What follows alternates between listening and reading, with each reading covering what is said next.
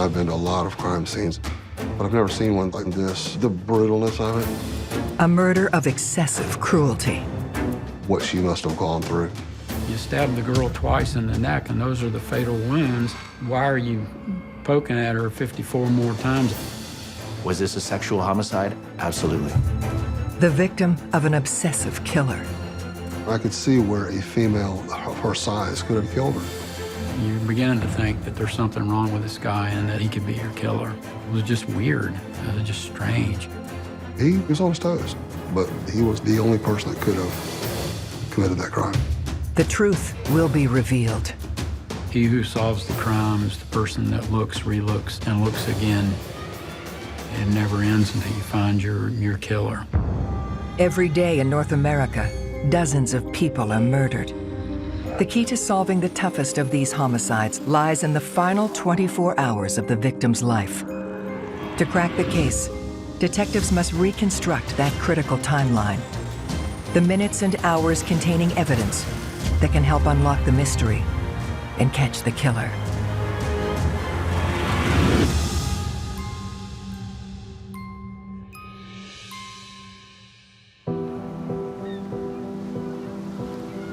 On Florida's first coast sits the quiet community of Jacksonville Beach, enjoyed by many for its surf, sand, and sunshine. Jacksonville Beach is kind of a bedroom community for Jacksonville. We have a huge mix of both young people and your older folks that are retired. It's not real touristy like other parts of Florida, which is actually fine with the people that live here. We're a small community here in Jacksonville Beach, so we don't have the really serious crime. I mean, you have your auto burglaries, you have your occasional house burglary, maybe 1 or 2 murders a year. But I mean, we aren't overrun with that stuff.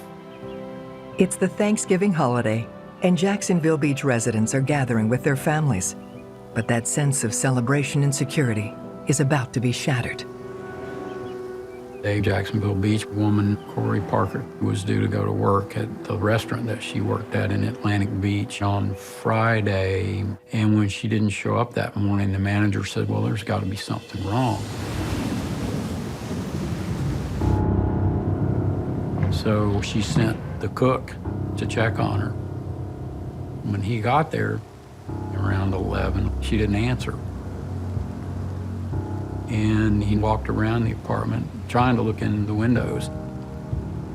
And when he did, he saw a bloody body part. I got the call from our dispatch that the patrol was working an active suicide. So I told my wife, my 2 kids, I'd be back, hopefully shortly. So I proceeded to Cory Parker's apartment. I've been to a lot of crime scenes, but I've never seen one like this. The brutalness of it and what she must have gone through with all of the stab wounds from the navel up to her throat and even the ones on her face. Absolutely, it was a homicide. Jacksonville Beach Police Department detectives William Carlisle and Eddie Bounds are assigned to the case. Cory was covered in blood. There was an extreme amount of blood on the bed. The bed sheets were in disarray. The victim is Cory Parker, a 25-year-old college student, originally from Rochester, New York. Cory could just light up the room. Her smile was as big as the day. I call her a social butterfly. She was very, open, very outgoing, so it was easy for her to make friends. I always feel like if I had anything that I needed to talk about, it was always with Cory. Cory Parker left her home to come here to Florida from New York. She was a college student working 2 jobs. By all accounts, her physical appearance, her demeanor, her personality was easy to like. She was just full of energy and vim and vitality and just a really nice person. And, so it makes you wonder, who would be so enraged that they would want to take her life. To find Cory Parker's killer, detectives must piece together the last 24 hours of her life, starting with the crime scene. They counted over 100 stab wounds on Cory's body, some of them in multiple places. She had defensive marks, wounds on her arms and hands. She had 2 severe wounds to her throat that were the fatal wounds. There were also 54 stab wounds to her chest and abdomen that were post-mortem after she died. You stabbed the girl twice in the neck, and those are the fatal wounds. Why are you poking at her 54 more times after she's dead? It's indicative of overkill. When you see the type of brutality that's seen in this case, over 100 stab wounds, there's 2 schools of thought on this. Number one, this is extreme rage. Someone knew the victim and just keeps stabbing because they hate them that much. On the flip side, there's research my colleagues and I have carried out to confirm that more than 15 stab wounds involving a female is inherently sexual. There is a disorder called piquerism, which is sexual gratification obtained, as disturbing as this sounds, from repeatedly penetrating a human body with some type of stabbing instrument. She was obviously posed on the bed and her legs were spread. For her to be put in that position and to be laid there and rest like that, there's no other reason than wanting to shock somebody that found her. There was a pair of panties. They appeared to have been taken off of her, so it did look like she was wearing those when she went to bed.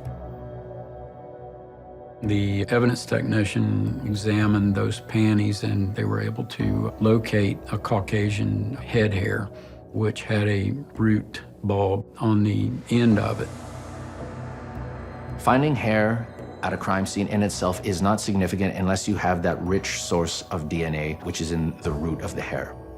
Without that, hairs can be substantively similar, but it cannot be conclusively linked to a single offender. Investigators go over the rest of the apartment, looking for any evidence that could lead them to Cory's killer.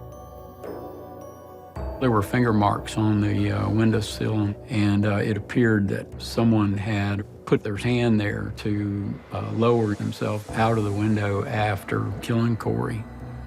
But there was no sign of any ridge detail, fingerprints, so to speak. So you can assume from that that the suspect was wearing gloves.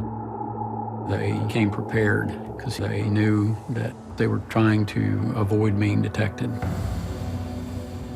Cory's body was found at 11 a.m. on Friday, the day after Thanksgiving. But to narrow down her time of death, detectives need to determine when she was last seen alive. They start with her friend and neighbor, Ashley. The last time I saw Cory was the night before Thanksgiving. She was talking about meeting her friends for Thanksgiving and taking over some pies that she was gonna bake. So she started baking her pies. We had a beer. Ashley was able to tell us that around 5 or 6 o'clock that she and Cory were interacting together back and forth in the apartment. After all of that, she was getting ready to go out that night, and that was the last time I saw her. We learned that Cory had baked the pies so she could attend an orphan's Thanksgiving for people that did not have family in town. She didn't show up for that party, so her friends thought that maybe she got a better offer and decided not to come. Time of death is very hard to pinpoint. They can do it on TV. They can tell you it's the person died at 11 o'clock, but in reality, you really can't do that. So that party helped us fill that immediate timeline prior to her death. Detectives put Cory Parker's time of death somewhere between 6 p.m. on Wednesday, when she last spoke to Ashley, and 6 p.m. on Thursday, when she didn't show up for her friend's Thanksgiving dinner.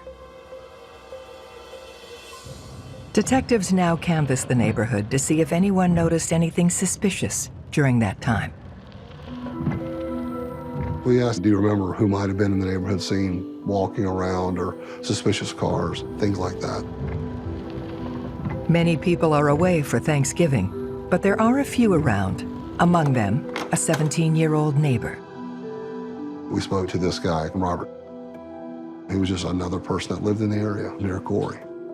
He said nothing out of the ordinary had happened or been seen in that area at her apartment complex.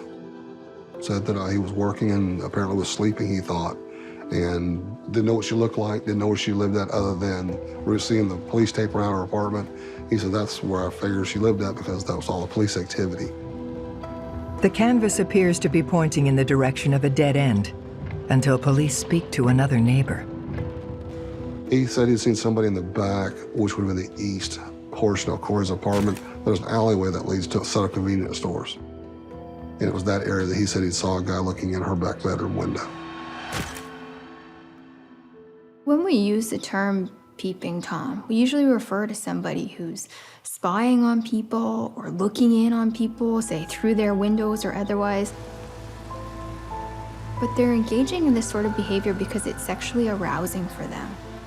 The majority of people who conduct these hands-off sex offenses don't escalate into hands-on offenders, but it can happen. They can become people who would rape or otherwise engage in a violent sexual assault. Could the actions of a peeping Tom have escalated into the violent murder of Cory Parker? We started, really hitting that hard, setting up surveillance teams in case he came back.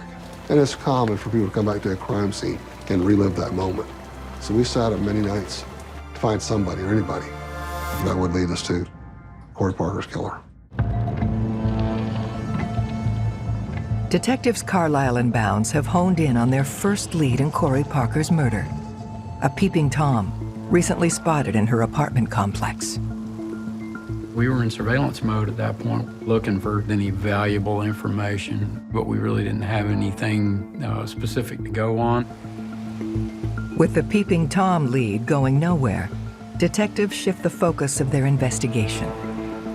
Rule of thumb in homicide investigation is to talk to an intimate partner, current or former boyfriend, girlfriend, spouse, and look at what were the dynamics of this relationship. What were any strains or stresses on the relationship, financial, romantic? Cory had recently started dating David Tippins, just 3 weeks before her murder. I remember meeting David one time when he came to pick her up.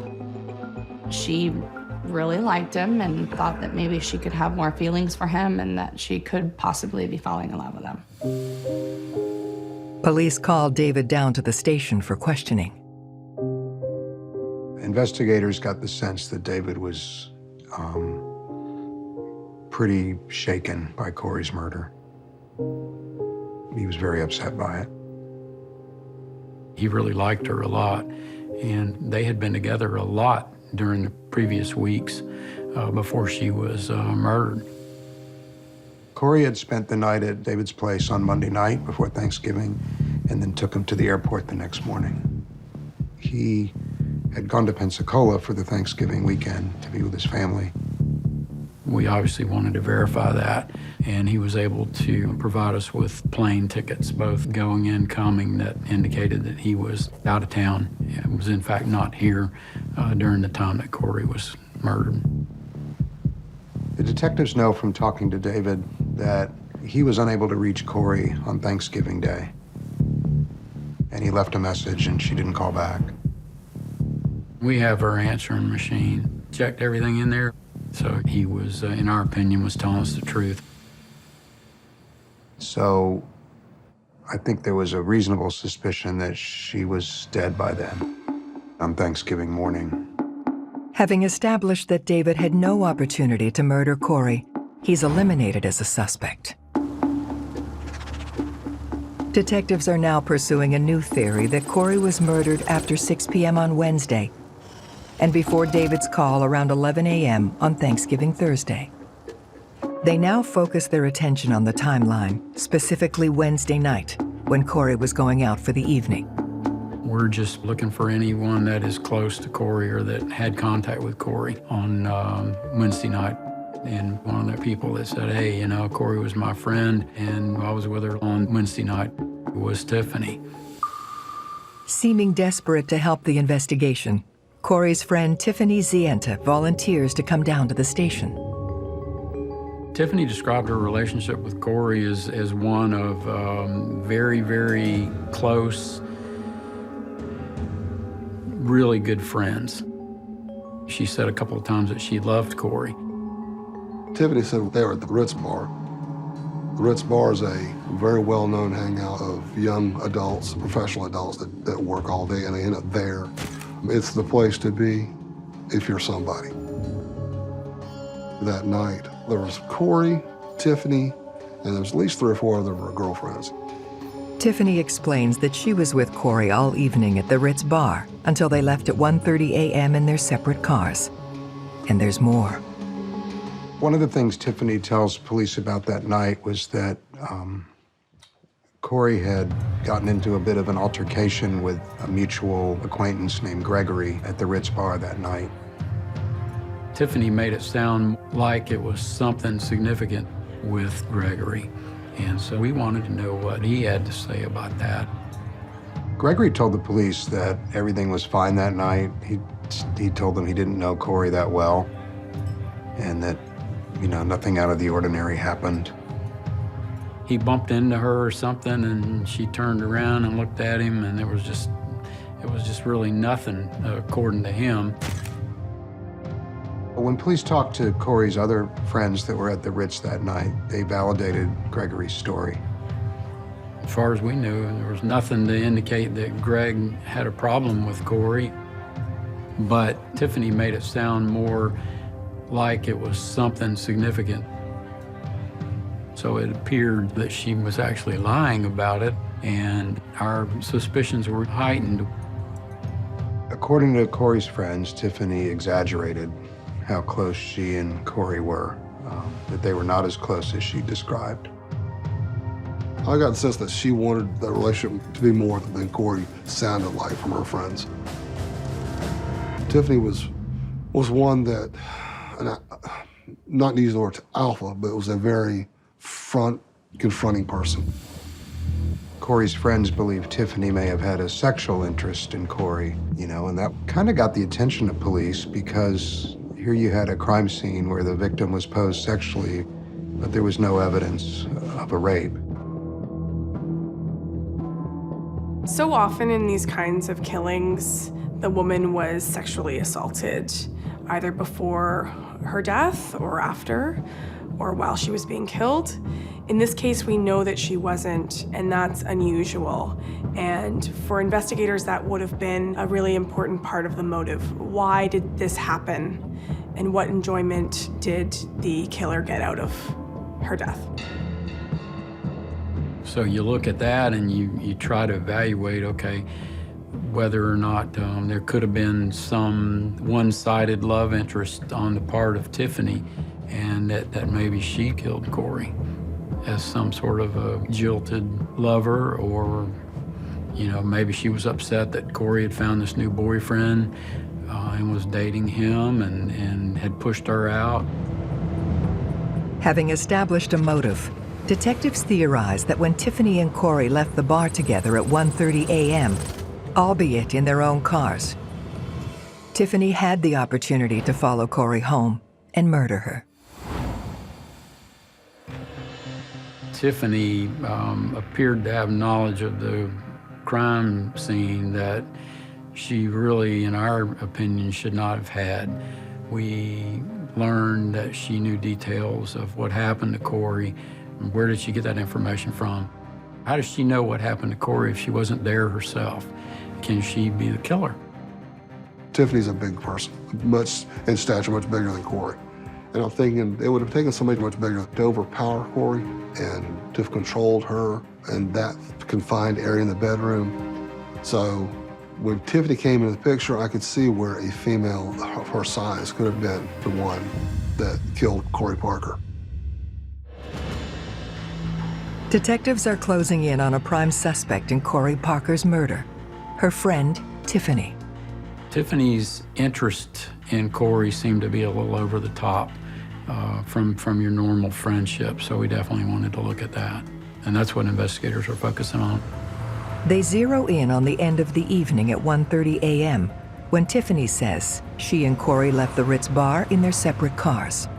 Tiffany, Cory, and other group of friends left the Ritz, going home. Well, Tiffany stated that she was taking a friend home in Ponte Vedra. Cory went to her residence. Tiffany would later tell her friends that she was going to spend the night with Cory. But Tiffany said while en route to Cory's house, she called Cory on his cell phone saying, if it got late, coming from Ponte Vedra, and I changed my mind. I'm not going to make it. I'm just going to go home, go to bed. I'll see you tomorrow. We pulled Cory's phone records, and there was no record of Tiffany's call on Cory's phone records. Detectives confront Tiffany with this information. She said, I was very intoxicated, and she said, I was speed dialing all of my friends, and she said, I thought I talked to Cory, but maybe I was talking to someone else. And then she told me that she went by the apartment. It was late, it was about 4 in the morning, and that the apartment was dark, and she didn't get an answer to the door, so she went on home. We strongly feel that based on the condition of the body when it was found on Friday and the circumstances of her death, we believe that she was most likely killed in the hours following her immediate return to her house on early Thursday morning. Detectives believe Tiffany had the opportunity to kill Cory and dig deeper into her alibi. She said she took a friend home to Ponte Vedra. But other than that, nobody saw her come home that night. Nobody confirmed that they heard her come in. So Tiffany didn't have an airtight alibi. Tiffany's lack of a bona fide alibi puts detectives onto a different theory. We believe that she had come on to Cory inside the apartment, and Cory put up a struggle. And Tiffany didn't want that to come out, that she was gay or that she had wanted a relationship more than Cory did. And so Tiffany killed Cory Parker. Tiffany had the opportunity and a possible motive, but they need to place her in Cory's apartment at the time of the murder. If they can connect her DNA to the hair found in Cory's underwear, then they can prove she's the killer. The problem was we couldn't talk to her because she had lawyered up, so we couldn't get samples of her DNA. So we had to secure a search warrant. When DNA is subpoenaed, it means it's ordered by the court. So there is no alternative, it has to be provided. This is usually done after other attempts have been made to obtain that DNA, because as soon as you serve them with that subpoena, they know right away now that they are in play as a potential suspect. And you hope that they comply with the order, but they could also jump on a plane. We went to serve a search warrant, and she had moved to Baton Rouge, Louisiana. She picked up all of her belongings and moved in a real quick, hastily move, which to me drew more attention to her. A lot of, with me, red flags started flying. We had to actually fly to Louisiana and interview her in Baton Rouge. You've got a court order commanding you to do this, so if you have to hold her down and draw her blood, you're going to do that. But when the results come back from the lab, Tiffany's DNA isn't a match, and she is eliminated as a suspect. We really believe that she was a suspect because she knew details of the crime scene. Well, we learned that she was a bartender at a local restaurant, and the firefighters that responded to the scene had been in the restaurant and had been telling her what they observed there because they knew she knew Cory. Tiffany's behavior is really hard to explain. As murder investigations go, she acted the part of a potentially guilty person just by her behavior. Could be that, Tiffany wanted attention, or maybe she actually did want to help solve the case. But there's a very strong theme of fantasy here, and maybe that was just to have a more in-depth relationship than what's actually the case. Determined to find Cory's killer, detectives expand the scope of their investigation to the restaurant where she worked. Eric Eli was an employee that was infatuated with Cory. She would make complaints about this guy. There was a back area that they go to smoke at in the restaurant, Well, other employees would say that when Cory was there, Eric Eli, he would jump up on the wall and start doing push-ups. He would ask her out. Cory, being Cory, would try to let him down gently and be nice to him. But from all accounts, I mean, she had no interest in dating him. And he couldn't really take no for an answer. Cory told Eric that she did not date coworkers. And Eric's response to that was, well, I'll quit my job. That sort of piques your curiosity. So, yes, we were interested in Eric at that point. With Eric now in their crosshairs, detectives bring him down to the station for questioning. There's a couple things that get the detectives' attention.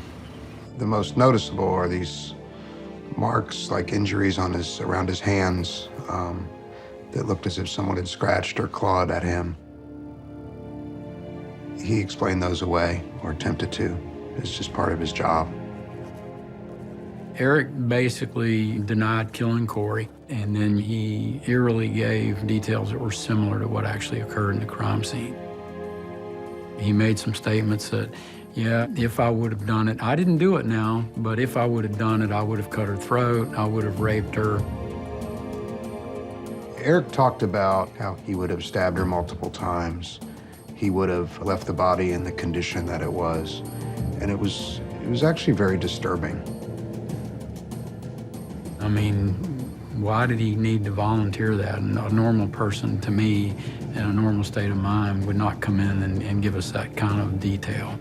And so, yeah, you're beginning to think that there's something wrong with this guy and that he could be your killer. Detectives are zeroing in on Cory Parker's coworker, Eric Eli, as her killer, and theorize he was motivated by rejection.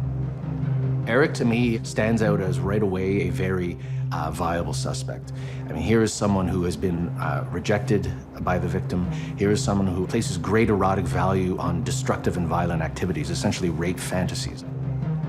We understand that these fantasies typically don't stay fantasies and that they could be actually taking this step to commit murder. But detectives need to prove Eric had the opportunity to kill Cory and look into his alibi. He told us on Thanksgiving Day, he made her a Thanksgiving dinner and then called her to invite her over. Of course, she didn't answer the phone, but, you know, just that he would go to that length was just weird. It was just strange. But is he off his rocker or did he actually do it?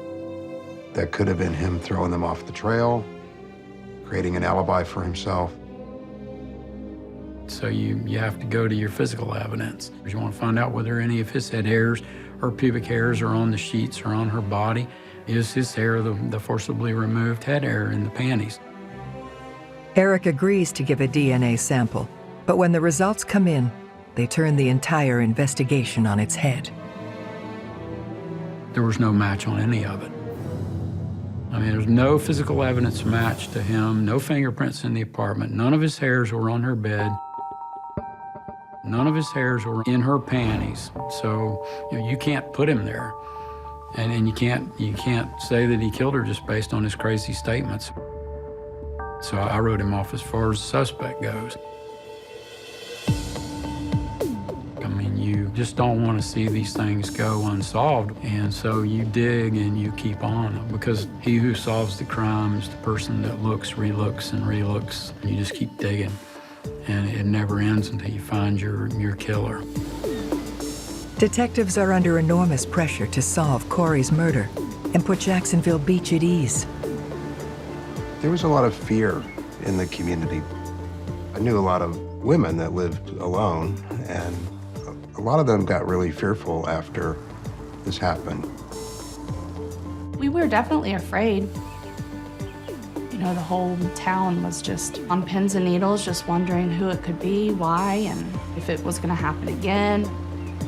It was just crazy. Cory Parker's case has gone cold, and now the Parker family is offering a $20,000 reward for information leading to an arrest. Wanted posters went up around the beach with Cory's picture and the reward amount and the number to call. The reward campaign nets some responses, and as news tips roll in, One in particular catches the detective's attention.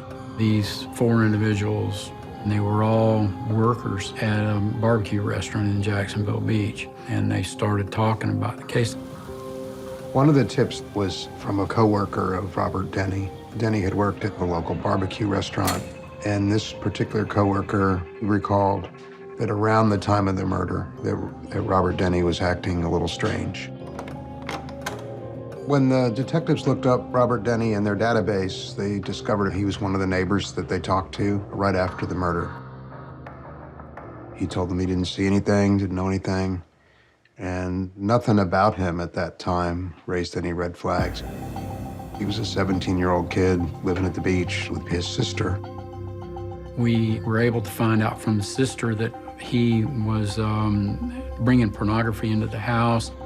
He had some nocturnal habits that she wasn't real pleased with. Robert had been what she called sort of a night creeper. He would stand outside the residence at night smoking a cigarette and would actually try to peep in her windows. And so she kicked him out. She gave the detectives some information about Robert Denny's brother, who, as it so happened, was in prison in Texas for stabbing a woman 86 times.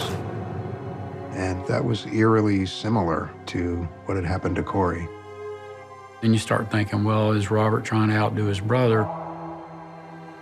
It makes you wonder, what's the role of nature and nurture here? Could the same factors be at play for Robert as with his brother? That being said, biology isn't destiny. Detectives go looking for Robert Denny at the address where he was living at the time of Cory's murder, but he's long gone. We were able to take a look around and see that both from inside and outside that Robert had a full view of Cory's apartment. So he was able to look out his bedroom window and see Cory coming or going. If she had her blinds open, he could see right into her kitchen and living room area. We talked to the manager of the barbecue restaurant and also another coworker, and they told us that they had both been over to his apartment on separate occasions, and he had referenced the girl downstairs, Cory. He had been watching her. There were a lot of arrows pointing in Robert Denny's direction at that point, but the detectives still didn't have really anything tying him to this crime. There was no direct evidence that Robert Denny had anything to do with this. With Robert Denny now the prime suspect in Cory Parker's murder, detectives scour his background and learn he's in Easton, Maryland.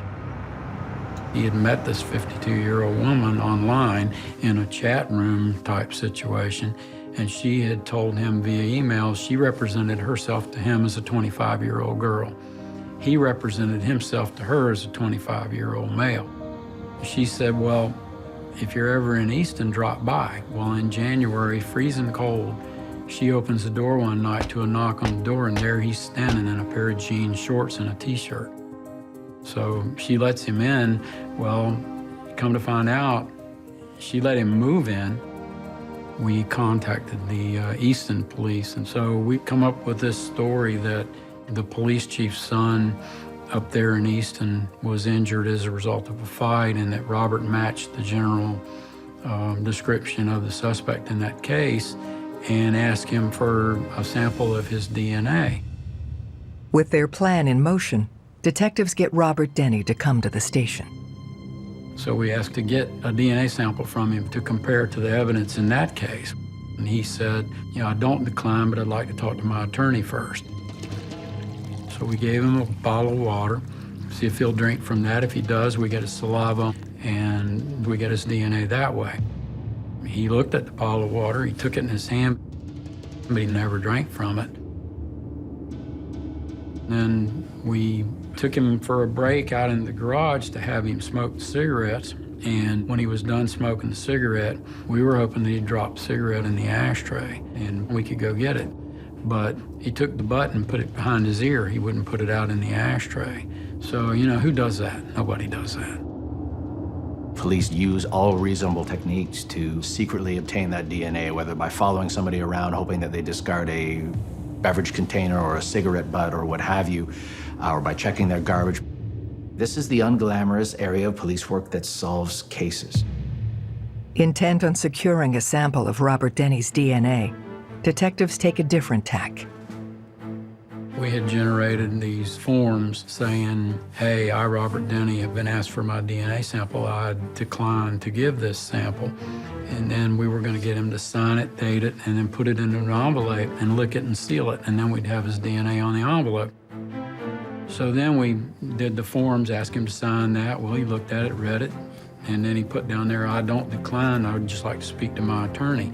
So we asked him, okay, well, how about sealing that in the envelope? He told us, nice try. I know what you're trying to do. You're not going to get my DNA.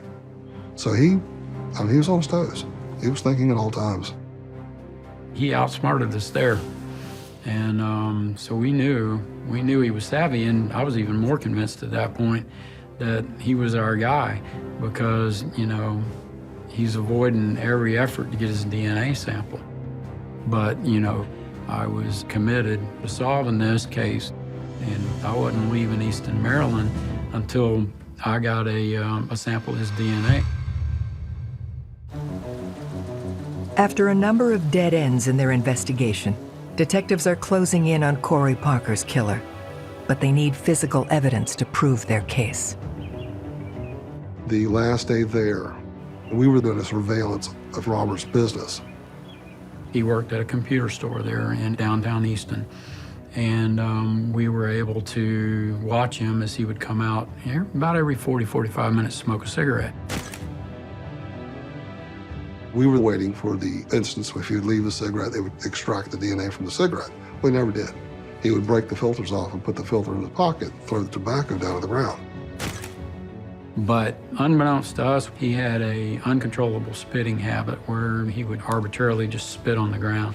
And we kind of noted where the spit went in the parking lot. So he then turns around, walks into the computer store, and then we walk up there and we see the spit. And so I took my Q-tips and went up there and swabbed 7 different areas. Let those dry, packaged them up, drove them over to the FBI lab in DC. 2 weeks later, the FBI DNA analyst called me and said that he had identified Robert Denny's DNA from the spit to the hair in Cory's panties. He was also able to identify Robert Denny's DNA as matching the blood from the inside lip of the kitchen sink, which put him in the apartment. So we were jumping for joy at that point. He was one in hundreds of billions of people that were eliminated. He was the only person that could have committed that crime. Detectives proceed with arresting Robert Denny. I am Detective Sergeant Billy Carlisle from the Jacksonville Beach, Florida Police Department. Are you able? These seconds. Okay, sure. Take your time. Sorry. That's okay. Oh. He was hyperventilating, and when we told him he was under arrest, he says, for what? And we said, for a murder in Jacksonville Beach. I'd like to give you this opportunity to explain to me what happened. What happened? No, just wait. His face went white, and all the blood ran out of his face. He denied killing Cory. And I look you in the eyes and I tell you, swear to God, I didn't do this.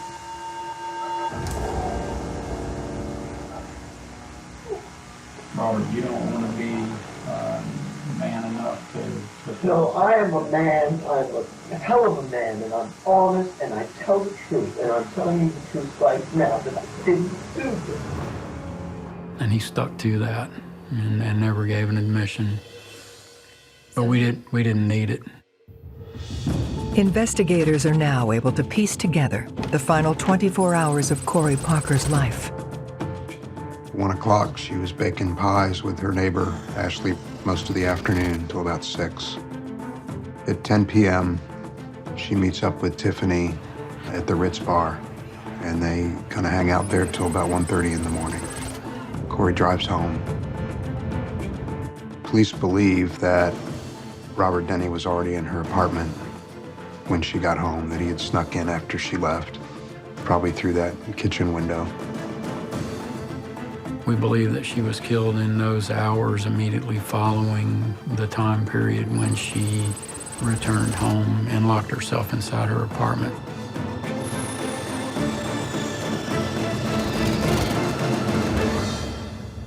Woman's worst nightmare. You're inside your own apartment, locked inside, feeling safe. You go to crawl in your bed, and then out of the clear blue, someone jumps in bed with you and starts attacking you. It was apparent that she fought the suspect valiantly before she died. No doubt about it. Each one of those stabs is actually a surrogate sex act. Was there a conventional rape? No. Was this a sexual homicide? Absolutely. Robert Denny is convicted of first-degree murder on April 28, 2005. He is sentenced to life in prison. Robert Denny does not look the part of a killer. You know, he was a young, clean-cut teenager, but clearly perception isn't everything. He's a sociopath. You know, he just doesn't care for life, and it doesn't matter to him that she's dead, and I don't think he regrets it to this date other than the fact that he's locked up, can't get out of prison. It's probably the most significant case of my career, 43 years in law enforcement so far and still going. You know, it was a lot of hard work and a lot of time and effort, but the end result for the family and for, you know, the citizens of this community is unmeasurable. I call my daughter every night since then. My daughter's a beautiful young lady that's doing exactly what Cory does. She's going to school, she's holding down jobs, she has her own apartment. It hit me as a father. That could have been my daughter. We got our guy off the street that could have been involved in many more homicides. My favorite memory of Cory is probably her smile. To keep her memory alive is to talk about her, to talk about her story, to talk about the way that she lit up a room. And I won't stop talking about her. I think she, in the small amount of time that she was here and the amount of people that she affected in a positive way, that story won't die.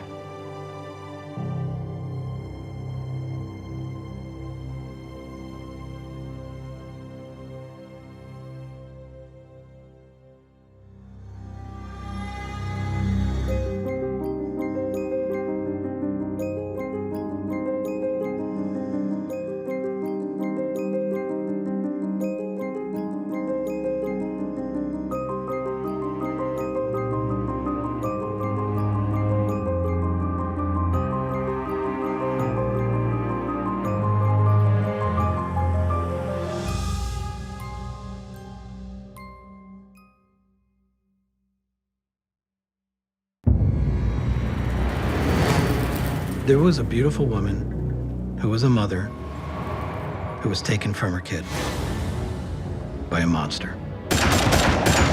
A horrific shooting. It was such a violent act, shooting 8 times into another human being. A dark mystery with multiple suspects. In this case, we have a very manipulative, overpowering, and influential predator. It's a true crime of passion. If I can't have you, nobody can. Pow, pow. Maybe this is kind of a conspiracy to cover up the homicide. The truth will be revealed. Stories upon stories, they were all fiction. He was the one that wanted her dead. Could he have shot her? Absolutely. Every day in North America, dozens of people are murdered. The key to solving the toughest of these homicides lies in the final 24 hours of the victim's life. To crack the case, detectives must reconstruct that critical timeline.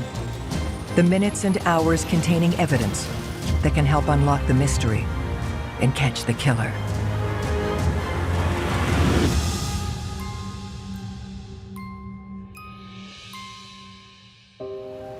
Pinellas Park, a small city just outside of Tampa, Florida, known for its easy proximity to beautiful beaches and lush greenery. You have your wealthy elite, you have your folks that are just getting by. Florida in general is a very transient state, but most of these people were here for generations. I don't think Pinellas Park sees the type of crime that we see in Tampa. It's a fairly peaceful community. I would say the most common type of criminal activity in Pinellas Park is drunk driving, then your occasional car break-ins. It's certainly not the murder capital of the world or anything like that. It's the day after the 4th of July, a Saturday night, and neighbors report hearing firecrackers just after 11 o'clock. It's a weekend. So 4th of July weekend, you're gonna hear fireworks and stuff going off for like 2 or 3 days. The sound doesn't draw much attention until one resident discovers the pops are not celebratory. Troy indicated that he had heard what he believed to be firecrackers. When he went outside to see what it was, he noticed the garage door was up, and he saw his girlfriend, Sandy, bleeding profusely inside her car.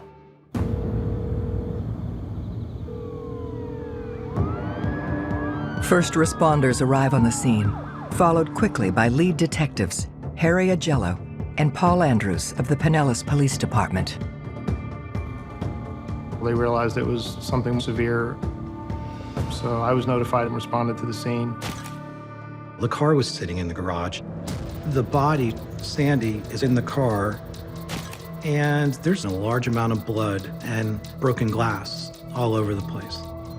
She suffered 8 separate gunshot wounds to various parts of her body, starting with her head, her torso, and the bottom of one of her feet. And initially, just looking at the shell casings, it looked to me like they were what they turned out to be, which was a .22 caliber weapon. It appeared to us that she had just been ambushed, that someone had waited or followed her to her garage before the shooting occurred. The victim is 37-year-old Sandy Roso. She's rushed to the hospital but dies on arrival, and the case is officially declared a homicide. In this particular case, it was such a horrendous act. You know, shooting someone 8 times, that is overkill.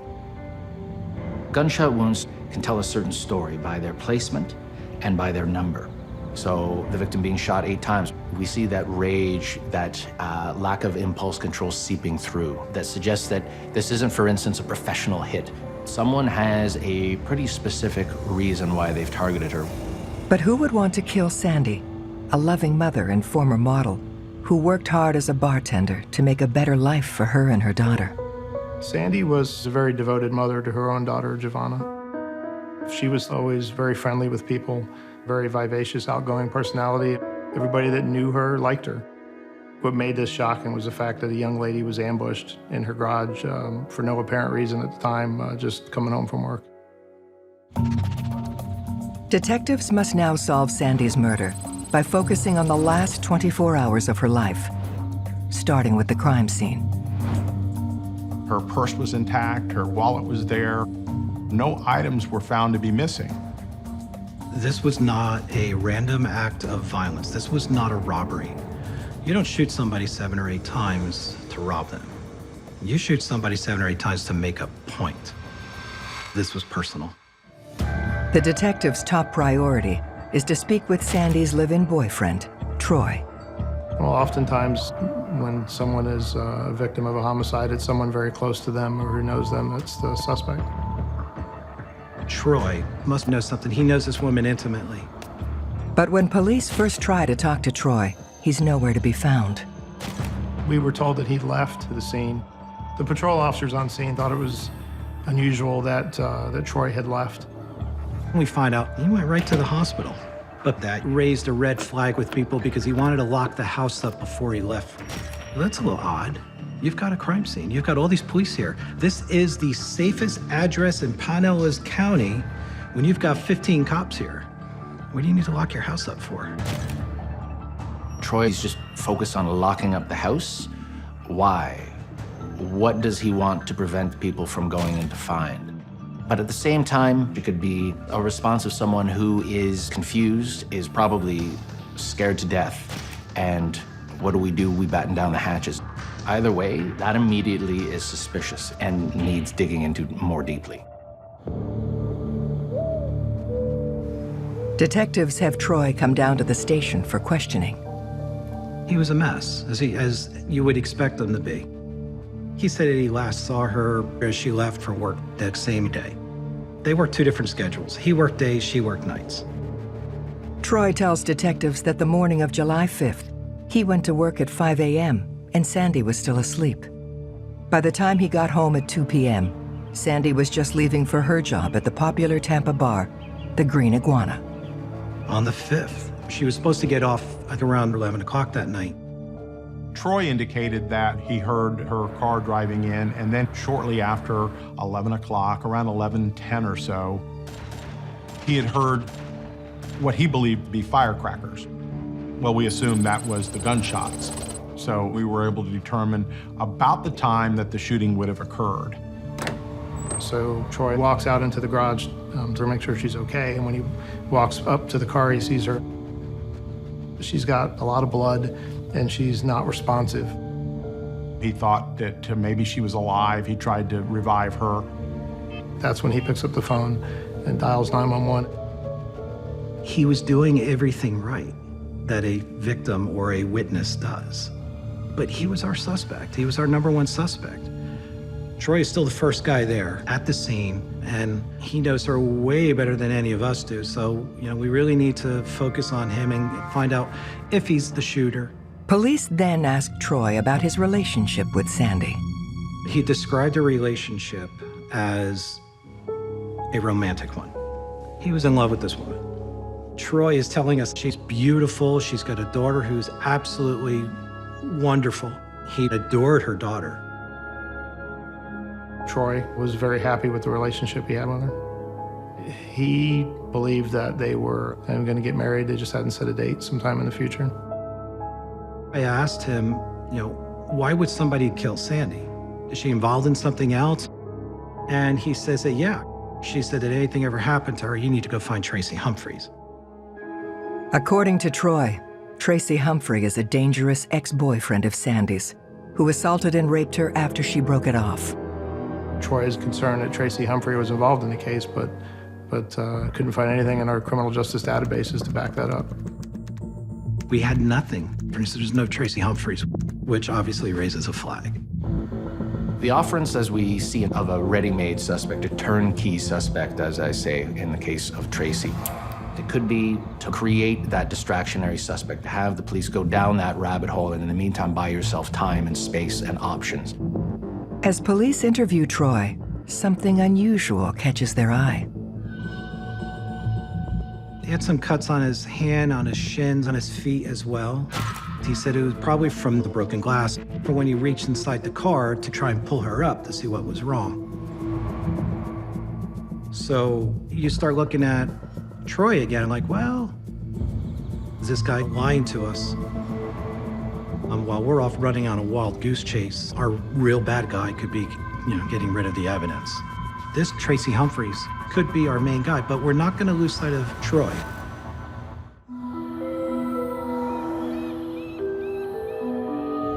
In the murder of Sandy Roso, detectives reach out to friends and family, hoping they can fill in the gaps of her final hours alive. It's always difficult to talk to a loved one after someone that they love so much was taken from them. They can't understand how anyone could do such a violent act, shooting 8 times into another human being. Sandy's mom was devastated. She was crushed. She described Sandy as happy-go-lucky, fun, friends with everyone.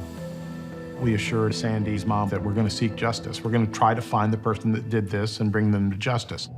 Investigators asked Sandy's mom about Sandy's relationship with the father of her daughter. Her daughter at that point was living with her father in Alabama. There were indications that there was some contentious issues in their relationship related to maybe the child custody issue. Jesse, the father of the child, currently was supporting the child, and he might want sole custody. He might want to be the only parent involved in the child's life. So he might be a potential suspect. Lots of murders are committed over child custody. Emotions run high when children are involved. We're going to do everything we can to find out if he was involved or not. So another detective and I drove up to Alabama to meet with him. Jesse, when the detectives talked to him, there was a level of arrogance. Why are the cops here? Why it couldn't have been him? Detectives take Jesse down to the local police station for questioning. He said he would never do something like that. He said Sandy had a large part in her daughter's life, taking her on vacations, flying up there to visit her as often as she could. Investigators look into Jesse's whereabouts on the night of July 5th, when Sandy was killed. He said that night he was at home watching movies with his daughter and his girlfriend. And at about 1 o'clock in the morning, he got a phone call. And that phone call informed him that Sandra had been shot and Sandra was dead. To confirm his story, investigators need more information from Jesse. We got DNA from him, fingerprints from him, and of course, phone information. You know, someone uses a cell phone, you can find out a lot about that person, more specifically where they're at. And at the time of the killing, around midnight, Jesse's phone records showed that he was outside the state of Florida at the time, which would have made it impossible for him to have been in Pinellas Park or anywhere near Pinellas Park at the time of the crime. Detectives clear the father of Sandy's daughter as a suspect. Looking for new leads, they shift their focus to the Green Iguana, where Sandy was working the night she was gunned down. The Green Iguana was a very busy, lively nightlife kind of place, more of a tourist crowd, tiki hut style bar. Sandy was successful in the job that she did. She interacted with people all the time. We actually went as far as to interview all of her coworkers, especially ones that worked with her that night. The folks she worked with were shocked, angry. Everybody that knew her liked her. So they were very upset that this had happened to her. Detectives don't find anything suspicious about any of Sandy's colleagues, and they help fill in her timeline. No one noticed anything unusual inside the bar that evening. And she had checked out of work at about 11:15. We had somebody there that saw her leave when she drove out of the parking lot. To get her timeline down, we backed it up to where the time clock was, where she clocked out at about 10:45. And then we drove that route to the house. It was roughly 26, 27 minutes of a drive. So she would have arrived home right about 11:10, give or take a minute. That means that when she clocked out of work, she would have had to have gone to her car and driven home without any stop before she was murdered. Having narrowed down the timeline of when Sandy was last seen at 10:45 p.m., investigators questioned Sandy's coworkers about her personal life. Earlier, Troy told us that he was in a solid relationship with Sandy and everything was just fine. But her colleagues had told a different story. She sometimes felt she was a roommate. Sometimes she would describe Troy as a boyfriend. It appeared to us in talking to everybody that she had a guy that liked her, that she felt comfortable with, but that it wasn't a long-term relationship for her, that she would eventually be either moving out or moving on. You start looking at Troy again, like, well, he's telling us one story, but her friends are all telling us something else. Once you start lying to investigators, the investigators are going to lay hard on that person and start to look at everything they've said. The colleagues at the Green Iguana said that she was, I guess, fixing to have a conversation with him about maybe starting to see other people. We know that threatened separation is a trigger in domestic homicides in a good portion of cases. And so, you know, whether it's separation, jealousy, or perhaps a combination of both could have escalated this situation. It's possible that his feelings are hurt. Could that make Troy go off the deep end? Could he have shot her? Maybe. It's possible.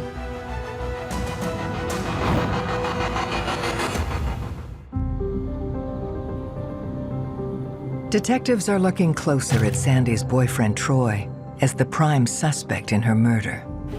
Sandy had indicated to people at the Green Iguana, where she worked, that she loved Troy, and she was very thankful that he provided stability, but probably wasn't in love with Troy like Troy would have liked.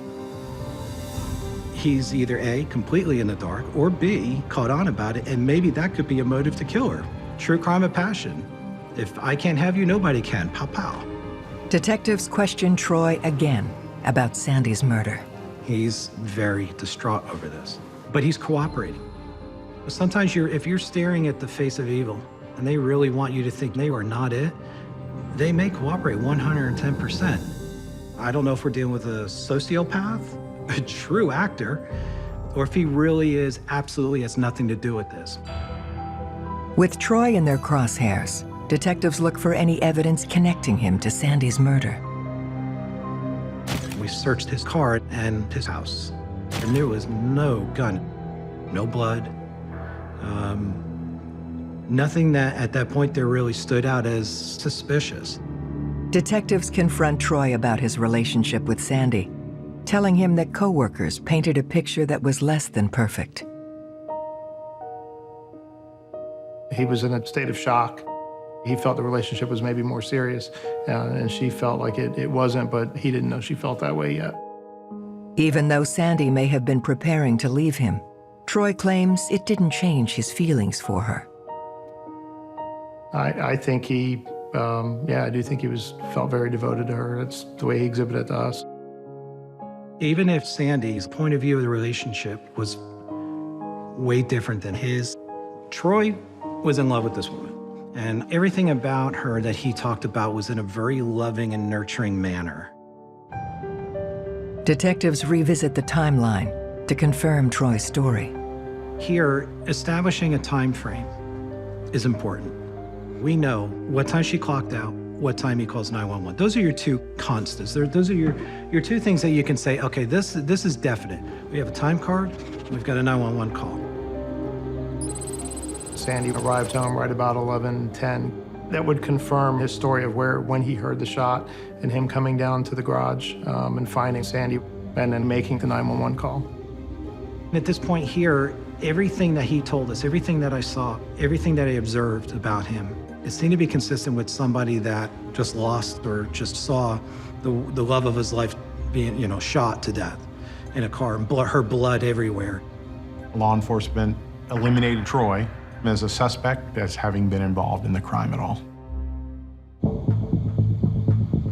With Troy cleared in Sandy's murder, the investigation hits a roadblock. We're frustrated. Who else would have had the motivation to have this done? Who would kill her?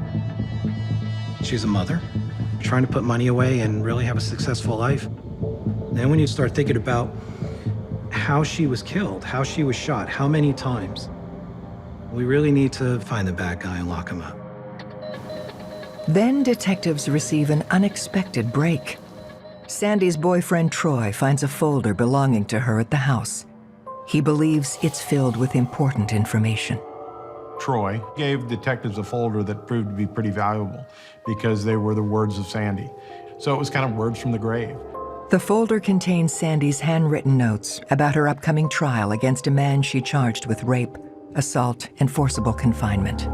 Sandy was going to be testifying in a courtroom in Tampa, and she was going to be testifying against a man by the name of Timothy Humphrey for committing the crime of sexual battery and beating her. And that case was scheduled to go to trial shortly after this crime occurred. I believe it was in August, about a month away, that trial was going to take place. Troy previously told police that Sandy's violent ex-boyfriend was named Tracy Humphrey. It was in that documentation that we found that out, that his alias was Tracy, but that his given name was Timothy. Now we had his date of birth and all his information. That was the first key to really breaking the case open. Now we can start digging into this a lot more. So when we got the real name, Timothy, we find out, whoa, this guy's got a problem with women. Mr. Humphrey had served in prison for 8 years. If I had $1 for every woman he was violent on, I'd be a rich man today. I mean, he was always violent. Then investigators learn more about Tracy's horrific ties to Sandy. It was a year or so earlier. He kidnapped Sandy, held her against her will, and repeatedly sexually abused her over a course of days. She ended up escaping the apartment or wherever it was and was found by a Hillsborough County deputy in the middle of the night, naked and beat up. Throughout the ordeal, Tracy threatened her life, saying if she reported the attack, he would kill her because he didn't want to go back to prison. He was looking at prison time for what he had done to her, and there were court dates that had come up very recently for her, and there was more on the horizon. Even though Sandy was afraid and fearful of Tracy Humphrey, she was willing to come forward and testify in a courtroom and point the finger at the person who had sexually molested her and beat her. They had a victim that was willing to testify. They had DNA evidence, they have photographs. That was a good, solid case. And for that to go to trial, he was looking at quite a number of years for that. But Sandy was the only witness in that case. And if she wasn't able to testify, the case was going to get dropped or be what's called null prost, which means the state would not prosecute or proceed with the charge. You talk about a motive. That's a whole lot of a motive. So at that point, Tracy or Timothy Humphreys really does become our #1 suspect. That's a big game changer. Like, he went from who to the top guy on their list. Detectives have their sights set on Timothy, AKA Tracy Humphrey, for the murder of Sandy Roso. She was scared to death of Tracy. And now we've got a handwritten note that said, if anything ever happens to me, go find Tracy Humphreys. Armed with new details about Sandy's potential killer, detectives track him down at a gym in the nearby town of Brandon, where he lives and works. He was a strong, well-built personal trainer, worked out a lot. That was his job, that was his livelihood. A lot of people referred to him as the Mr. Clean. Tall, 6'2", 210 pounds, bald, wears an earring. He acted like a domineering type personality where he felt like he was in charge. Detectives tell Tracy Sandy's been murdered and question him about their relationship. When he was told it was about the homicide, he acted like he was surprised. The initial impression was that he probably was hiding something about what he knew. When detectives ask Tracy when he last had contact with Sandy, he shuts down the conversation. At that time, he, what we call in the business, lawyered up. He said that he had a lawyer, and he'd be more than happy to talk to law enforcement if his lawyer was present, and his lawyer didn't want him to answer any further questions from law enforcement. As detectives wrap up the conversation, they notice Tracy's wearing a wedding band. Later, we found out that he had recently gotten married to a lady by the name of Ashley Laney. Ashley was significantly younger. Not that we would judge that, but yeah, he was in his 30s and she was 19, maybe 20 at the time. Hoping Tracy's new wife will be more forthcoming with information, detectives travel to their home in Brandon to talk to her. When they went in to speak to her, she appeared to them to be nervous, but she did indicate that they had gotten married on July 4th. The day they got married was the day before the homicide occurred, and so that was very interesting to us. Sandy Roso was murdered on July 5th. So that is intriguing because in Florida law, a lot of people believe that if you're married to someone and you're somehow in cahoots over a crime, that the spouse won't have to testify against the other spouse. Detectives question Ashley about Tracy's whereabouts on July 5th, the night Sandy was killed. She indicated, of course, that she knew nothing about the crime, knew nothing about Sandra being shot. The fact that Ashley and Tracy get married the day before this murder, to me, is compelling. And to me, that's a red flag. At that point, anything they say to each other is protected by the covenant of marriage, which immediately makes investigating and then later prosecuting that much more difficult. When police talk to Ashley, she willingly gives them her alibi for the night Sandy was murdered. She told the detectives that on the night of the homicide at 11 p.m., they were home together watching a movie, having pizza. And she said that they had a friend named Toby White who had come over and visited them at the house that night. Then, in the middle of being interviewed by police, Ashley receives a phone call from her lawyer. Tracy was very quick to have a conversation with what we believe was his attorney and have her tell Ashley that she did not have to cooperate. In fact, the detectives could hear the voice on the phone telling her exactly what to say to the detectives. So it was very, very suspicious. Then another surprising interruption. Much to everyone's chagrin, Tracy showed up, and it was very clear that he was trying to get her to shut up and not talk. He appeared to the detectives to be angry, frustrated just in his demeanor, through his body language and the look on his face. That sort of got some gears turning in the detectives' heads that maybe there was a conspiracy to cover up what had happened with Sandy Roso, and perhaps was connected to the homicide. Even though Ashley is no longer talking, the detectives have gained an important new lead. Ashley and Tracy Humphrey's alibi for the night of Sandy Roso's murder was pizza. So, we went to the pizza restaurant, found the driver, found the ticket for it. The pizza was ordered using Tracy's cell phone on July 5th at 10:49 p.m. and delivered 15 minutes later. The driver says that, yeah, I remember this guy. Gave me a $20 tip for a $12 pizza. Oh yeah, I remember, guy, bald, big guy, yeah, no doubt.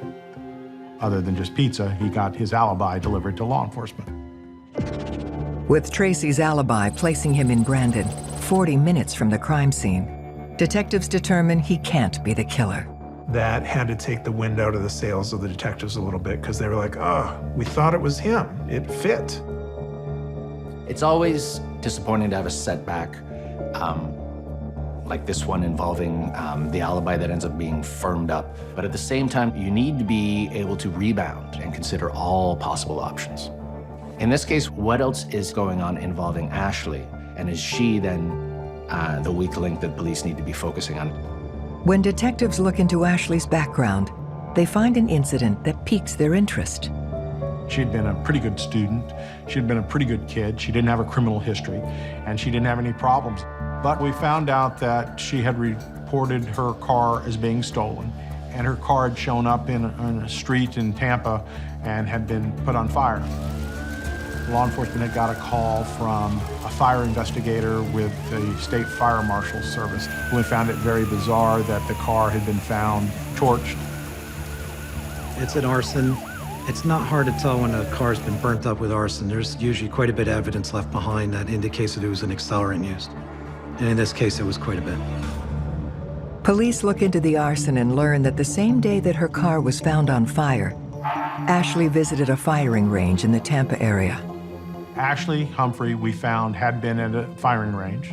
She had been there with Timothy Humphrey, and she had been learning to shoot a .22 caliber type of weapon. That was important information because we knew the type of gun that was utilized to kill Sandy was a .22 caliber. Now dots start getting connected.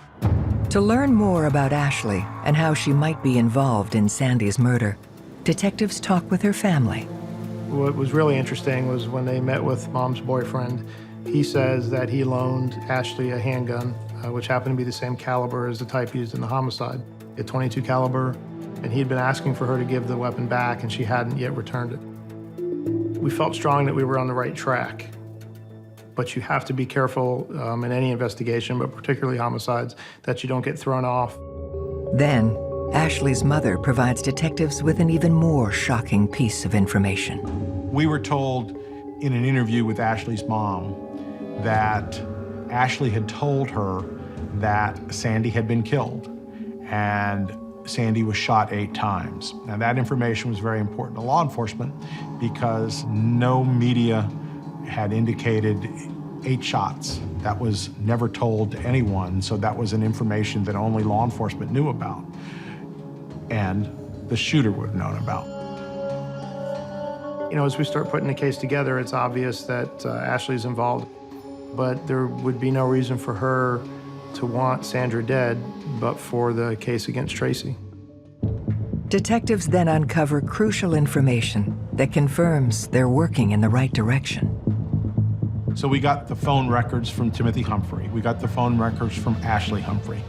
And we were able to determine that Timothy Humphrey's phone during the time of the crime was bouncing off a phone tower right near his Brandon residence. While the cell phone records confirm that Tracy is where he said he was, the same can't be said for Ashley. The cell phone records blew apart the alibi of her being at home all night. Ashley's phone was being utilized outside the Green Iguana at about 4:30. Her cell phone is telling them that she was right there. Not only that, but she was active on the cell phone. She called many times from the parking lot. And who was she calling? Tracy. Then at about 10:45, that cell phone started to move once Sandy started to go home over the bridge into Pinellas County and bouncing off towers right outside of Sandy's house. There she is, going closer to Pinellas Park, ping, ping, ping. And then when she gets to the house, ping again. I think we got her. Tracy Humphrey's wife, Ashley, is now the prime suspect in the murder of Sandy Roso. But detectives don't believe she acted alone. Phone records pointed to the fact that Tracy Humphrey was involved. Tracy Humphrey had the motive. He had the desire. He had the will. He was the one that wanted her dead. I think one question we have in these sorts of cases where there's a male and a female co-conspirator is that what role did Tracy play? What role did Ashley play? Did one influence the other? Looking for more evidence, detectives turn to Toby White, the friend visiting the Humphreys at their home the night Sandy Roso was killed. Toby White was an upstanding citizen. She didn't have any criminal history. We brought her in. I asked her questions, put her under oath. She had been a client of Mr. Humphrey's. Mr. Humphrey had turned her life around pretty much in her eyes, her health, her weight, and she felt beholding to Mr. Humphrey. Police asked Toby where she was the night of July 5th, and she confirms Tracy's story, saying she was at the Humphreys' house from 9:30 p.m. until midnight. So initially, Toby gives a statement of her being at the house with Ashley and Tracy, and they did have a pizza delivered. When we also have the cell phone records now, I realize that's not possible. Ashley was not at the house at the time. We told her, basically, we didn't believe what she told us. Lying under oath or on a sworn statement is perjury, a federal crime, and Toby could go to jail. She would be facing criminal charges for perjury for lying, so she did recant and tell the truth as to what had occurred. Toby White's news story was that she did not see Ashley that evening, and she did not see Timothy Humphrey that evening, and she gave that false alibi because Mr. Humphrey had requested her to do so. In hindsight, she realized that Tracy and Ashley were lying to her about what occurred and their involvement in the homicide. On December 18, 2003, Ashley Humphrey is arrested for the first-degree murder of Sandy Roso. Without enough hard evidence linking Tracy to the crime, investigators charge him instead with a federal firearms violation. Timothy Humphrey was a convicted felon, and he couldn't own firearms, couldn't use firearms, so he would be unable to go to a firing range and handle the firearm. So we decided to arrest Mr. Humphrey on those charges, and he was held in custody in Hillsborough County. We wanted Mr. Humphrey to be separated from Ashley Humphrey. We wanted Mr. Humphrey not to be able to influence her. With Ashley now in custody and away from Tracy, detectives are hoping she'll give them more information about the crime, but she won't talk. When you have a character like Tracy, I don't think you can underestimate the kind of power that he could wield over Ashley. He had a past where he had been violent, and you have to wonder if Ashley did this because she was afraid of him. Detectives dig deeper into Tracy's past, hoping to find some information that could compel Ashley to talk.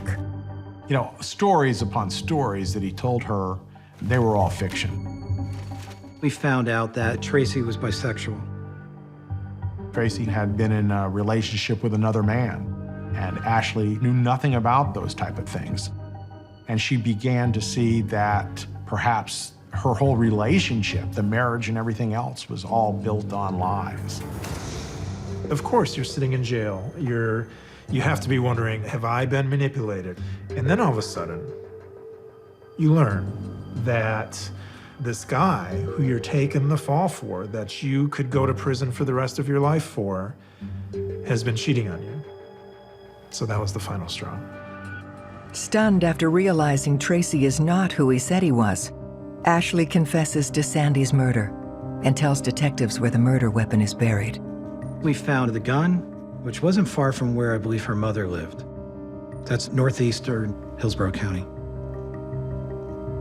Once Ashley starts talking, she reveals key information. From day one, Tracy convinced Ashley that he loved her, and if they were to spend their life together, his problems with Sandy would need to go away, or else he was going to go to prison because he was being falsely accused, he said. Ashley also admits she tried to kill Sandy once before. The first attempt was several weeks earlier. Ashley's goal at that point there was to shoot Sandy as she left the bar.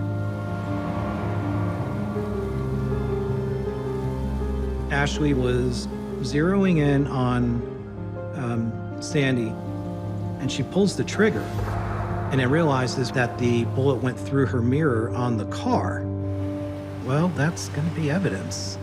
So Ashley and Tracy, in order to make the evidence disappear, had the car taken to a vacant lot, where they set it on fire. As more and more evidence reveals Tracy's connection to the crime, police now feel confident they have enough to charge him for murder.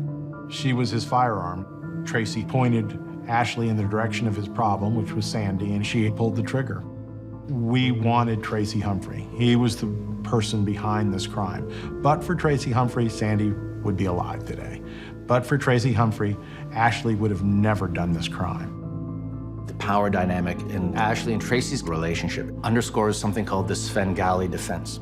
And this is a term in reference to the literary character Svengali, who's able to hypnotize and put sort of younger, naive women under his spell. And in this case, we have that exact scenario. Someone who, on their own, would never have committed this crime and was essentially duped into committing this crime by a very manipulative, overpowering, and unduly influential predator. From Ashley's full confession, investigators are able to piece together Sandy Roso's final 24 hours. It took a lot to put this case together.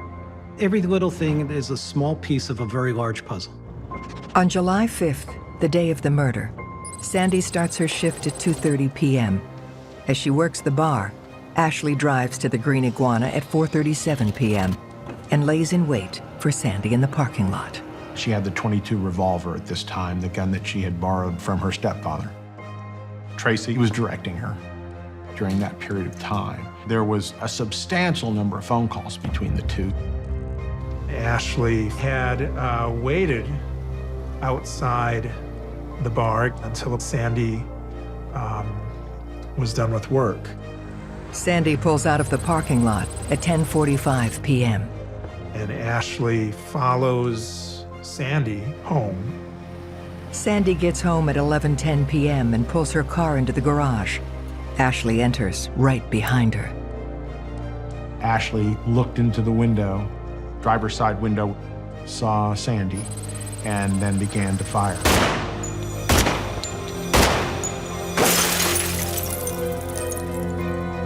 Sandy was trapped. She couldn't get out of the car. She had put up her feet against the window, backing up towards the other side of the passenger side. Ashley continued to shoot and emptied the firearm, shooting her 8 times. Tracy had told her, make sure that you look in her eyes and you can see that she's dead. And indeed, that's what she did. After she kills Sandy in cold blood, the first call Ashley makes is to Tracy. She said, "It's done. Now can I have my pizza?" I mean, seriously, she orders a pizza. She just whacks a girl, pumps 8 rounds into a girl, and wants a pizza. Really? With extra cheese. He had told her that it's too late, I already ordered the pizza. Psycho. In exchange for her cooperation, Ashley makes a plea deal, 25 years in prison for her testimony against Tracy Humphrey. We would have loved to have prosecuted Tracy without giving Ashley a deal. Everybody has asked me, what do you think of her getting 25 years? Be honest with you, she should be life imprisonment. A jury finds Tracy guilty of murder and sentences him to life without parole. Tracy Humphrey was a controlling and violent person who thought he could get away with murder. He'll spend the rest of his life in prison, and he'll die in prison. And that's what I think all the family members and everyone wanted.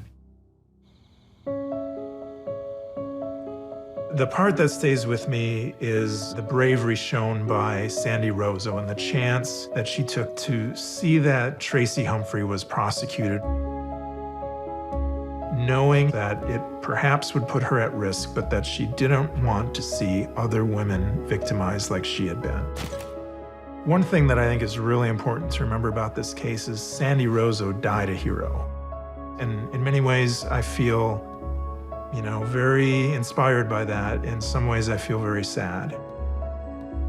There was a woman, a beautiful woman, who was a mother, who was taken from her kid by a monster. And my heart breaks for her family. My heart breaks for her daughter.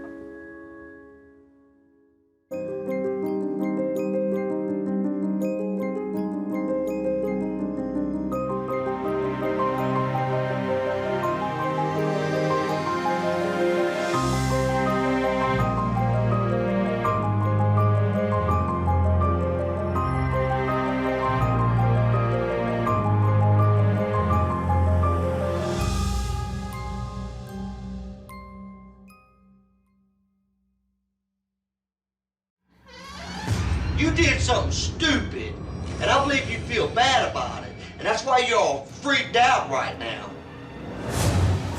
An innocent victim.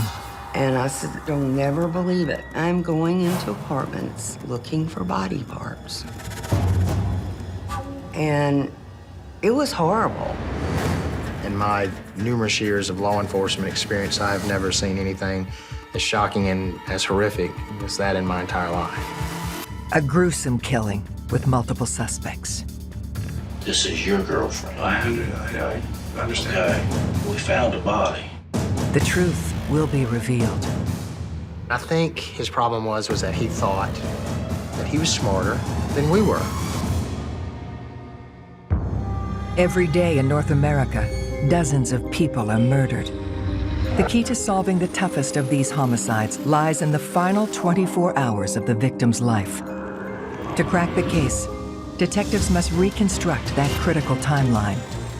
The minutes and hours containing evidence that can help unlock the mystery and catch the killer.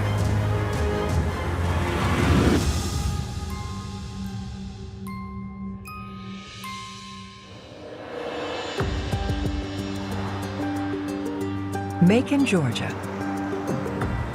A city known for its old manor homes, Southern rock and roll, and the prestigious Mercer University. Mercer is Macon.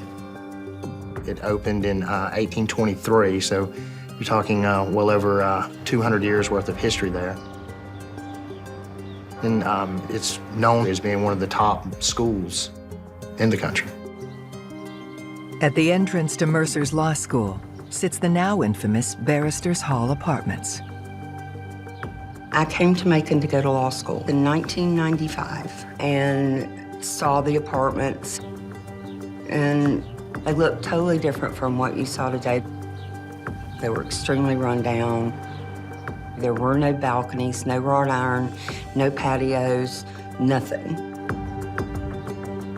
And the people, especially at the law school, were so excited when we bought them and did the first renovation. So we felt like that it was a good investment as long as the law school didn't move. We would be good. that you don't expect what happened to happen either. The day that everything changed was June 30th, 2011. My office received a phone call from some of our investigators stating that they were going up to the Barrister Hall Apartments. And the only thing that we knew was that a student had been missing, and no one had heard from her within about a 4-day time frame. The missing woman is 27-year-old law student Lauren Giddings. Lauren Giddings had just graduated law school. I mean, she was a very pretty girl, tall. She was athletic. She loved to run, came from a good family. She was preparing for a big move to Atlanta to live with her boyfriend. And she kind of had everything going for herself. She was very vivacious. She just had a beautiful smile, and she loved her dog. When I picture her in my mind, that's the picture I have. It's her smiling and holding Butterbean. Detectives Randy Gonzalez and Dan Shirley are assigned to the case. When the case first pops off, all the detectives in the Bureau, the Violent Crimes Unit, were called out to the scene. Her friends that she hangs out with said they haven't heard from her, which is unusual because of if they text her, she would normally text back to them at some point in time. The first place they search is Lauren's apartment in Barrister's Hall. Nothing looked to have been disturbed in any way. It appeared to be in its normal state. The only thing that we saw that was probably out of place was the fact that her purse, her cell phone, and her keys were still there in the apartment, and that her vehicle was still parked in front of her apartment, which was suspicious in itself. We're thinking, what's happened to her? You know, has she been abducted? Has something happened to her where she can't get help for herself? Our crime scene investigators were called to the scene, at which time they went into the apartment and they conducted, the process of fingerprinting, looking for DNA, or any type of evidence of what may have happened or anything that could tell us what happened. They used luminol, which it lights up the blood under a black light. And when they sprayed her shower with that, it glowed like a Christmas tree.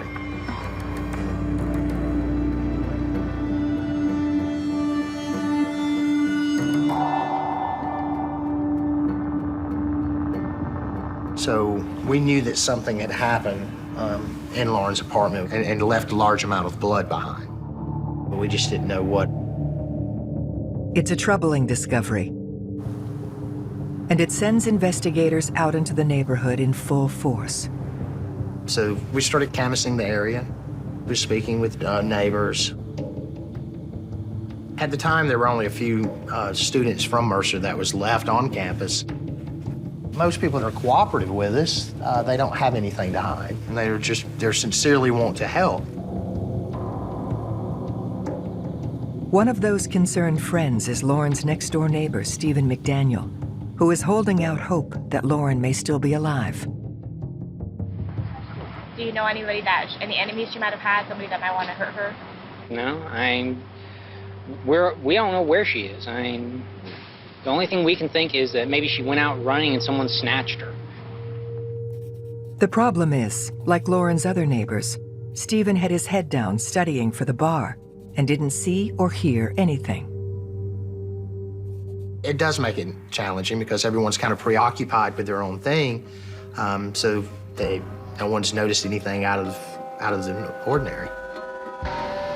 Then, investigators make a grisly discovery.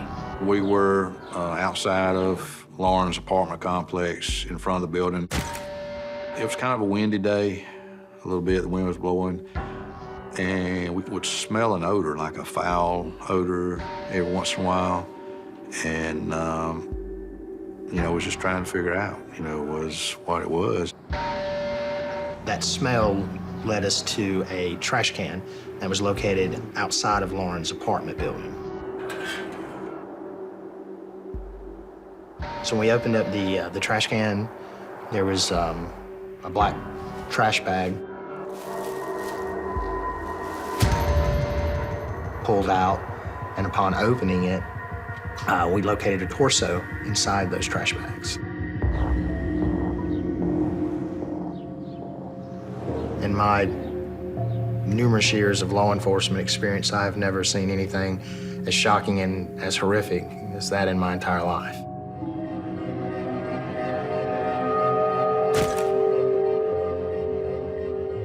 And unfortunately, we had a pretty good idea that it was Lauren's body. Detectives won't know for certain until the autopsy results come in. But until then, they're treating Lauren's disappearance like a homicide. I drove up and the officer stopped me and I said, I own this place. I need to get in here. So they let me through. And they had just not 30 minutes before found the torso and knew that we had a murder. Based on the decomposition of the body, the medical examiner believes Lauren was likely killed between Saturday morning, June 25th, and Sunday evening, June 26th. Murder is a bad thing, but you take somebody's life and then you're going to cut the body up. My thoughts are, what kind of person would do something like this?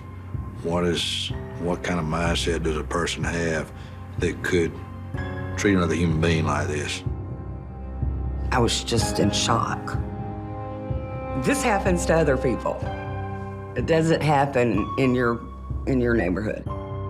It doesn't happen in your life. To catch her killer, detectives will need to unravel the last 24 hours of Lauren Giddings' life. We knew that we were dealing with a different kind of killer than what we were normally used to. We didn't know if it was a serial killer, someone traveling through town. We didn't know if it was a jilted lover. We didn't even, we had no idea what we were dealing with. Quite honestly, I felt like it was somebody random and that we were never gonna know. When we see dismemberment used in any case of murder, number one, it can have a strategic or an instrumental purpose, which means to conceal the body in smaller parts so that it's never found. But often it can also have a symbolic or sexual purpose.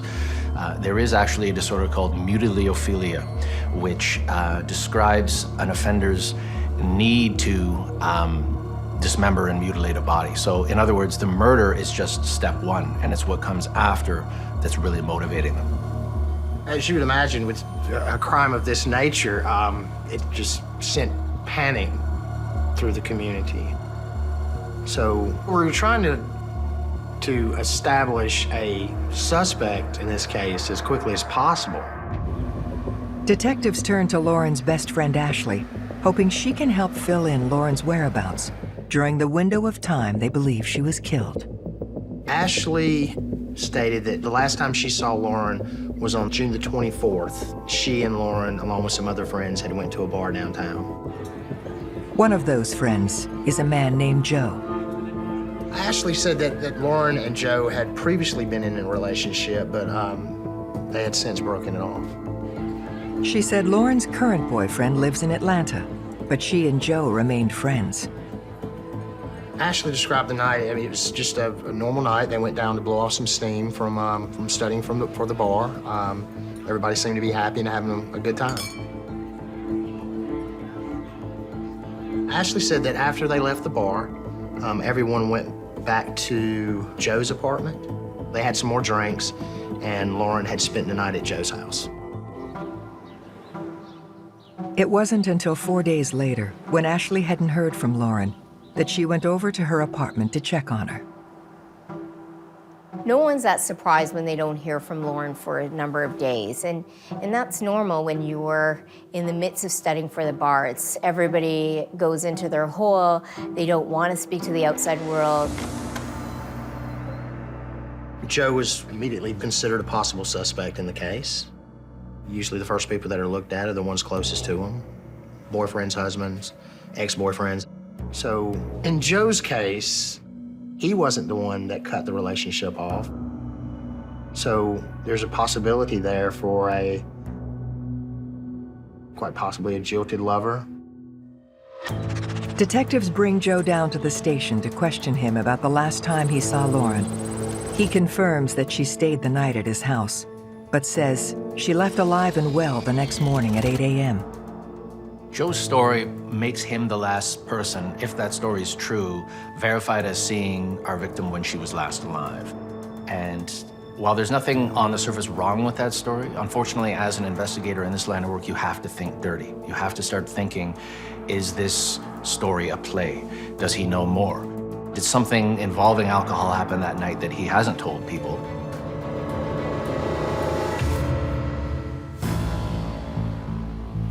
After finding what investigators believe is Lauren Giddings' dismembered torso in the trash can near the Barristers Hall apartments, suspicions are swirling around her ex-boyfriend, Joe. The pressure was very, very intense. Like I said, due to the nature of the crime, a city in panic, and so we needed to give them answers as quickly as possible. And Joe was the last person to see her alive. During the interrogation, Joe remembers something. When Lauren left his apartment on Saturday morning, she said she might try to sneak into the local country club later on that afternoon. So I went to the Healy Point Country Club, and she was actually captured on camera at the country club out by the pool and ordering a drink. The significance of the camera footage is that it gives us a new timeline of when the last time Lauren was alive. With Joe's story checking out, investigators shift their focus to Lauren's current boyfriend, David Vandiver. David lived in Atlanta, an hour away. He was an established attorney out there. He was about 20 years older than Lauren. We'd received information that David had planned on proposing to her, but he had also admitted that their relationship was a little rocky. I think I met David one time in passing. I don't know him that well. But I can tell you that the family wasn't enamored with David. I don't know if he just liked being single and didn't really want to commit. I don't know. But I know that at least her cousins were not happy with the relationship. Detectives asked David to come down from Atlanta for questioning. Being that he was her current boyfriend, we wanted to see what he knows about Lauren. When's the last time he's talked with her? When's the last time he's seen her? Detectives decide to keep their cards close to their chest while they suss David out. David, I want to talk to you over here.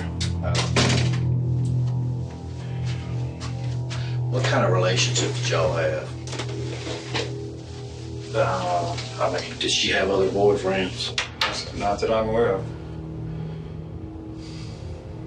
Let me see your hands for a minute. Yes. Was that a blister from golf? That's the picture I sent her in a text. I got to, because the guy totally changed my swing, and I swung the club probably 2,000 times. Listen to me. Yes, sir. I'm asking you for your help. Yes, sir. This is your girlfriend. I understand. Okay. Because we can't find her. Okay? Okay. We found a body. We don't know if it's her or not. David immediately claims he has an alibi, that he was in California golfing from 9:40 a.m. Friday morning until Monday morning at 6 a.m. David said that he didn't speak to Lauren the entire time he was in California. So you're telling me the whole time you were going to California, you didn't call her, check in with her, nothing? No. Then you land in Atlanta and just go back to your apartment or house, wherever you live in Atlanta, and you didn't even call her and tell her you were home or anything? No, I thought it was going to lead into a whole uncomfortable or awkward conversation about when are we going to get married, stuff like that. And I'm just like, my reaction to that is always just to kind of back away. If you're in a relationship with someone, to me, it's kind of unusual that you don't talk with someone, you know, within 5 days. I mean, not even a phone call or text. You know, it's kind of one of those moments when you think, well, does he know something about this? Is he involved in this? When you look at the list of the 10 most common occupations or overrepresented jobs among psychopaths, two of those 10 have one thing in common. They both deal with the law, police officers and lawyers. And unfortunately, the nature of the law is such that it draws people with a wide array of motivations, including some people with some pretty scary long-term objectives. People that she goes to school with says that y'all have had problems. We've never had recently. No, I understand that, but no. Do you have a key to her apartment? No, sir. No, sir. David had a lot of motivation there. It very well could have been the fact that David being the successful older man and Lauren being the trophy, the fact that Lauren had spent the night with Joe a couple days beforehand, we didn't know possibly if David knew about this and had, you know, done harm to her. You don't know anybody that might want to harm her? No, sir. Are you worried about that being her? Absolutely. Absolutely. While David appears suspicious, his alibi checks out. But before he's released, he reveals a disturbing piece of new information. So in interviewing David, he did provide us with an email that Lauren had sent him saying that she thought that someone had possibly broken into her apartment. David says he never responded to that email. We know at least on Saturday night at 10 o'clock when she sent that email that Lauren was alive at that time frame. Detectives begin to develop a new theory about Lauren's murder. Well, that was significant in the fact that now if we have someone that's broken into our apartment, we also have a possible another suspect on the case. It's possible that someone was actually stalking her.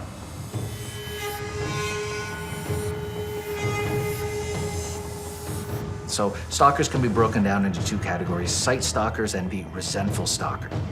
And this type is strongly correlated with subsequent acts of violence. This is someone whose anger about being rejected, about being overlooked, about being humiliated in their mind by a specific person justifies and rationalizes what they do next.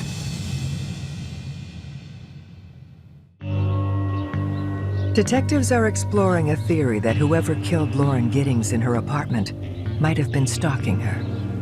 There was no forced entry to the apartment. Your thinking process is, did she let someone into her apartment? Was the apartment unlocked at the time and someone entered in? If no one forcibly broke in, how did they get in? You can't break in through the doors. The doors are solid wood. They're set in a steel casing that is set into the concrete. So when the deadbolt goes through the steel casing, it goes into concrete. And unless you have an axe, you can't chop down that solid wood door. Someone had to have a key, either a spare key or a master key. And well, we knew that one person that had a spare key to the apartment complex was the maintenance guy.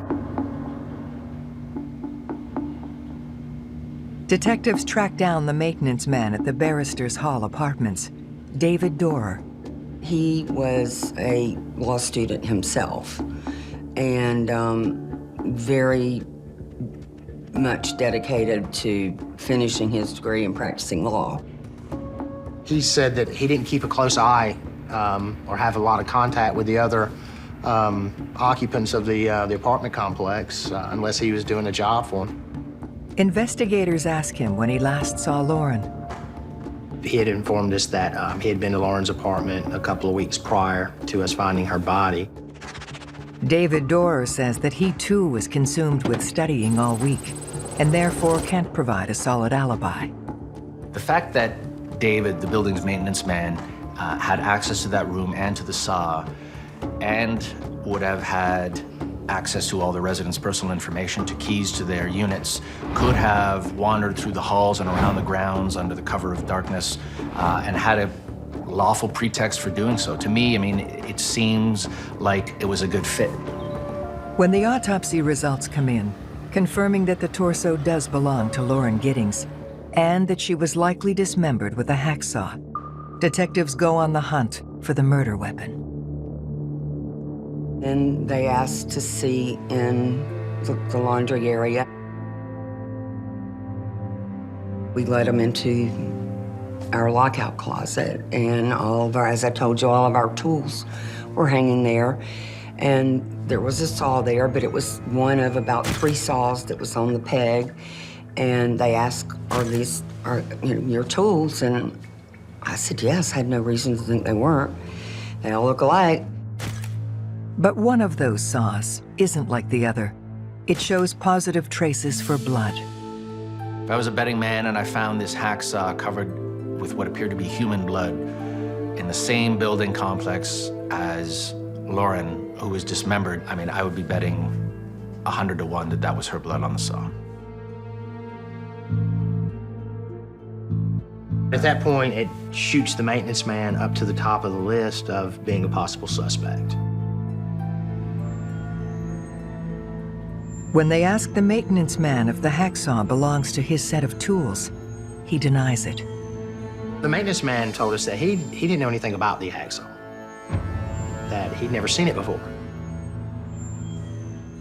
We're lied to all the time, so for him to not be truthful about the hacksaw would not be unusual in a case at all. The question then is, if he was so careful about disposing of the victim, why leave the most incriminating piece of evidence essentially in plain view in a room only he had access to? It almost seems too convenient. While the hacksaw is sent off to forensics, detectives fend off a media firestorm. When you got a crime like that and, people are wondering what happened, people want answers. They want to know, what are you doing? Or, do you have any suspects? We kept calling every day trying to find out new information. So I'm sure the police department felt the pressure. It was definitely the main thing everyone in the community was talking about. Facing immense pressure to solve Lauren's murder, detectives bring in over 20 members of the police force to help bring her killer to justice. I think once they found the hacksaw in the laundry room or maintenance room of the development, they knew that it had to be someone who either lived in that development or was very close to it. Detectives begin a thorough search of every apartment in the complex. There's only one person who doesn't willingly consent: Lauren's classmate, Stephen McDaniel. The way the apartments were set up, there were 2 downstairs apartments and 2 upstairs apartments. And Lauren lived in the apartment upstairs to the left. Stephen lived in the apartment upstairs to the right. So they were kind of next door to each other. Stephen is a very different person. He seemed a little socially awkward. Some of the conversations he would have with me when I was on site working in the flowers or whatever, he'd stand there and talk to me for 30, 45 minutes about the entomology of bugs. And that was Stephen. Suspicious about why Stephen won't voluntarily allow a search of his apartment, investigators question him downtown. And I remember getting so upset because they were treating Stephen differently. All right. I just gotta ask you a few more questions. I remember saying to one of my friends that they're stereotyping. You stated that you're willing to do anything to help me. If I can help, I will, but... By helping me, I've asked everyone there, and everyone in the apartment complex has agreed, except you. It's the lawyer in me, I suppose. What can I say? I just needed to know. Just the way that he was acting was suspicious in general to me. How'd you get this mark down here on the chin? Place I've been picking at. Problem is this hair right here, right in there. I don't know what it is. It gets infected or ingrown, and whenever I just scratch at it, it starts to get irritated. So you don't want me looking in your apartment at all? If you want to look there and see if Lauren is there, I'll walk you through it. You don't have no problem with that? No. Okay. Investigators went over to the apartment and began searching it.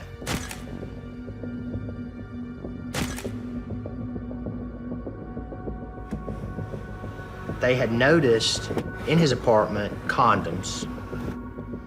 And we knew that within speaking with him that he had made some comments about saving himself for marriage, that he was a virgin. So when the investigators questioned Stephen about these condoms, he spontaneously stated that he had stolen them out of some of the other residences' apartments. The fact that Stephen confesses to having burglarized apartments in that complex, to me, is the game changer. We know, first of all, that burglary is the most common first crime among both homicidal and non-homicidal sex offenders who are currently incarcerated. It is a gateway crime. As suspicions deepen around Stephen, investigators pore over several news interviews that he gave the day the torso was found. I mean, we just don't know where she is. What about in the parking lot area? I know they've been doing a lot of, I think that's where they have recovered the body or whatever they recovered from there. Body? Had you seen anything there? Had you seen anything there? I mean, we don't know if this is the same person. You know what I mean? Like, they still got a body there earlier. We don't know if it's the same person or not. So that's why we're trying to ask people if they know who lived there. Are you okay, sir? I think I need to sit down. Okay. When I saw the way that he acted when he found out that there was a body in that trash can, I mean, you knew that this man knew something about the murder, without a shadow of a doubt. It's right there in front of your face. But not everybody believes Stephen is guilty. The Stephen that I had met could never have done this. And I didn't believe it for a minute.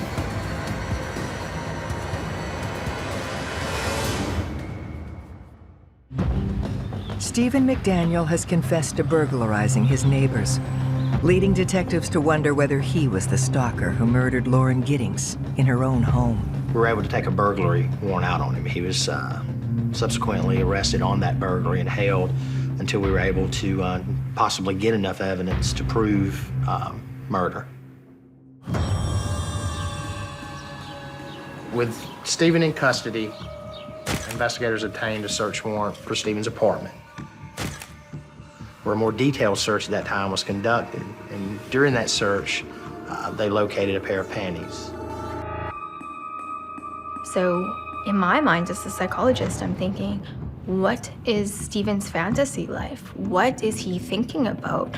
What is sexually arousing to him, and how may have Lauren fit into that? They send the underwear to forensics for DNA analysis. Meanwhile, they make a startling find in Stephen's apartment. I guess it was the second or third day, and I arrived at the apartments, and they called me over. One of the detectives called me over, and he said, "Do you recognize this?" I recognized it, and I said, "It's a master key. Where did you get it?" And he said, "It came out of Stephen's apartment." And I was absolutely devastated. I was feeling like, oh my God, am I the one that lost his key that Stephen found? And is this my fault? But they didn't find just one key. There were 2 keys that were found in the apartment. One was a pass key. There was another key found that was actually a key that fit the lock to Lauren Giddings' apartment. Armed with this incriminating evidence, detectives interrogate Stephen McDaniel for the second time that evening. What's wrong? You know Detective Patterson, right? Yes. Do you remember, put your hands up here, you remember us talking earlier tonight, right? Yes. The first thing that the investigators who interviewed him asked Stephen was, did he hurt Lauren? He doesn't say anything.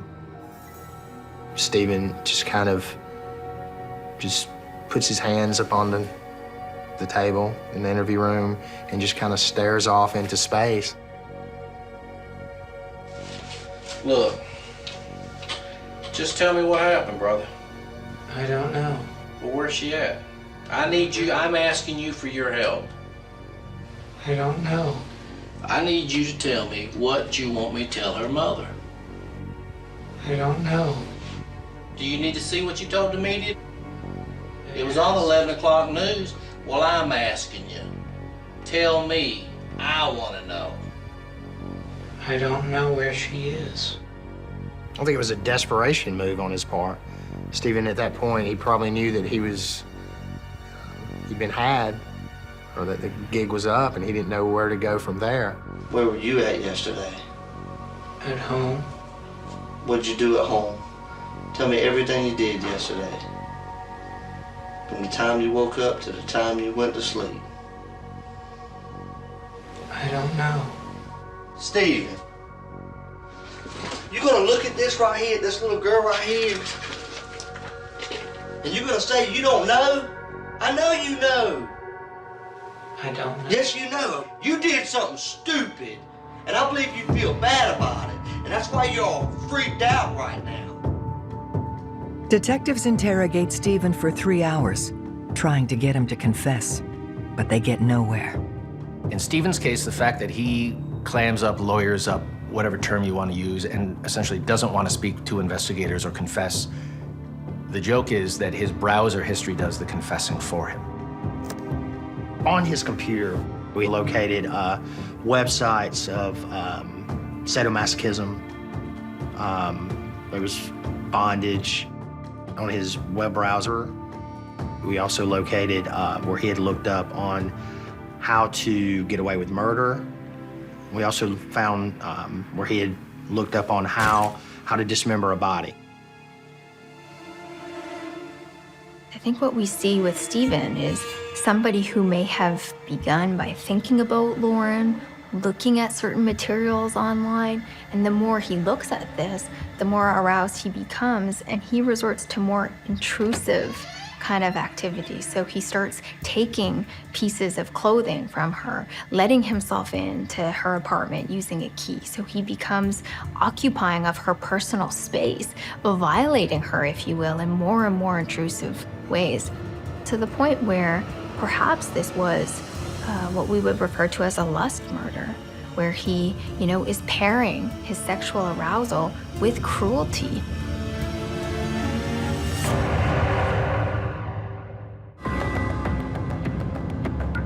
Working to build a solid case against Stephen McDaniel, detectives are digging for irrefutable evidence to charge him with murder. Everyone thought he did it. At this point, he was in jail for the unrelated burglary charges, and there were search warrants executed at his apartment almost every day for weeks. They just kept pulling out stuff out of his apartment. What they find is a cornucopia of weaponry. Handguns, a semi-automatic rifle, an entire collection of knives, and even a samurai sword. But the most damning of all, the packaging from the hacksaw was found in his apartment. And the packaging matched the hacksaw that was located in the maintenance room of Barrister Hall. I'm not sure if this is just laziness and stupidity, but I wonder he is so dangerously disordered and paraphilic if that packaging was some kind of souvenir for him. Stephen was a law student, and I think his problem was that he thought that he was smarter than we were. But I will tell you this, in my career as being an investigator and investigating homicides, he's the only one that I've ever known of to be stupid enough to get on camera and speak about a murder that he's actually the one that committed. At that point, we believe we had enough circumstantial evidence to present it to the district attorney's office for the go-ahead on Stephen being charged with the murder of Lauren Giddings. While reviewing the evidence retrieved from Stephen's apartment, they discover yet another piece of the puzzle. Electronic equipment was also taken from Stephen's house, and there was also some videos found. One of those videos showed Stephen holding a pole up to Lauren's window and looking in.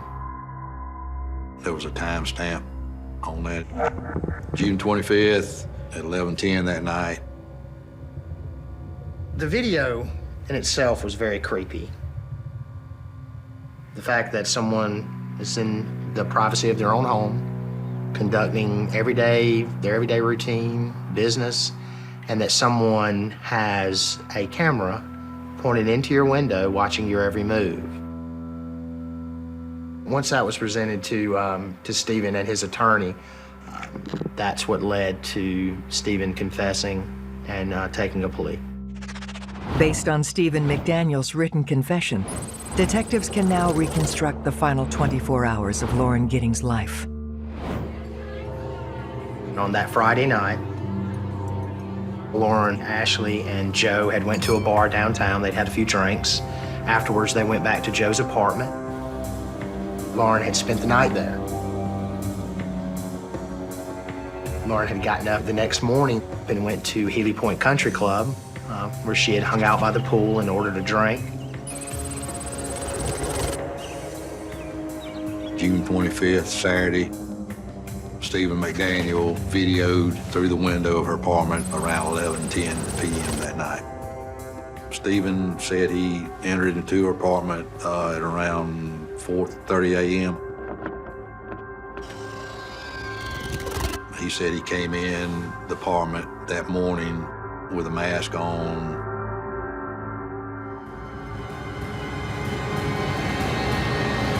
She awoke and screamed, "Get out of my apartment." At some point during the struggle, the mask was pulled off. She saw it was him.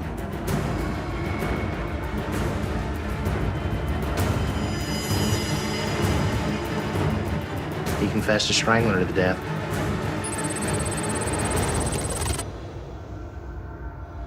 He dismembered her in the shower. Stephen did admit to taking the rest of Lauren's body parts and distributing them throughout different trash bins in the neighborhood. We searched the landfill to see if we could find anything related to Lauren. We didn't find anything at all. There's only one person that knows where the rest of Lauren is, and that's Stephen McDaniel.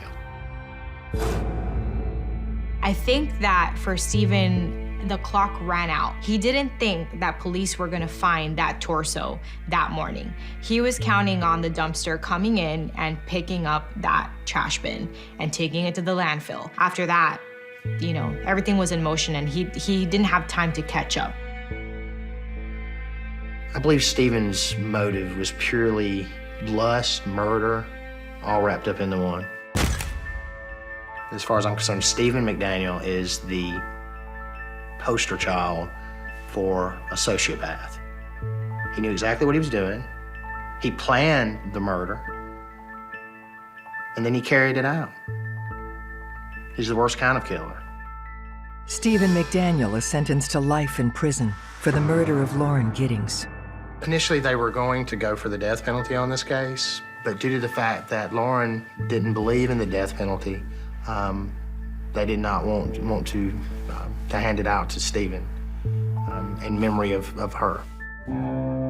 Detectives believe they may have stopped a serial killer in the making. I think that if he had killed once, that it's possible that he could kill again. I don't think that anybody would be safe with him back on the street again. The fact that they were able to catch Stephen McDaniel and arrest him for the murder, I think brings some relief to the family, but it doesn't change anything. How can you get through something like that? Especially when the last few hours of Lauren's life, they have really no idea what happened or what went through her mind. And then to not be able to give your sister, your child, a proper burial, I mean, it's heartbreaking. When you have someone that you love taken from you, there's nothing that anyone can do to give you closure, even catching the person who did it. You're scarred forever.